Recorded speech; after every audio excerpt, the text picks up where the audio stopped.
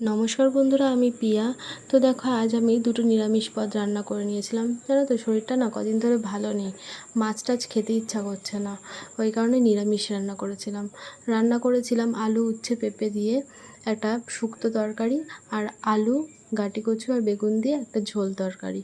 তো শুক্তো তরকারি রান্না করার জন্য প্রথমে কড়াইয়ে তেল দিয়ে পাঁচফোড়ন আর তেজপাতা ফোড়ন দিয়ে উচ্ছেগুলো নুন হলুদ দিয়ে ভালো করে ভেজে নিয়েছিলাম।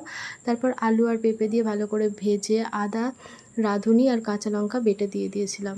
একটু বাটি ধোয়া জল দিয়ে ভালো করে কষিয়ে নিয়েছিলাম।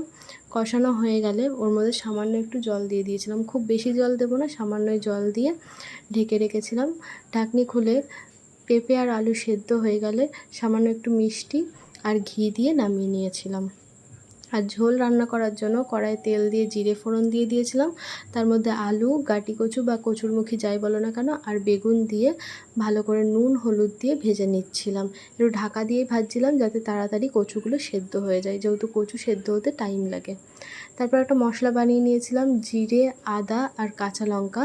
সেই মশলাটা দিয়েই ভালো করে কষিয়ে নিচ্ছিলাম ঢেকে ঢেকে কষালে তাড়াতাড়ি সেদ্ধ হয়ে যায়। তারপর কষানো হয়ে গেলে আমি পরিমাণ মতো জল দিয়ে দিয়েছিলাম, যতটা ঝোল আমার লাগবে। পরিমাণ মতো জল দিয়ে ভালো করে ঝোলটা নিয়ে ঢেকে রেখেছিলাম। আলু আর কচু সেদ্ধ হয়ে গেলে নামিয়ে নিতে হবে।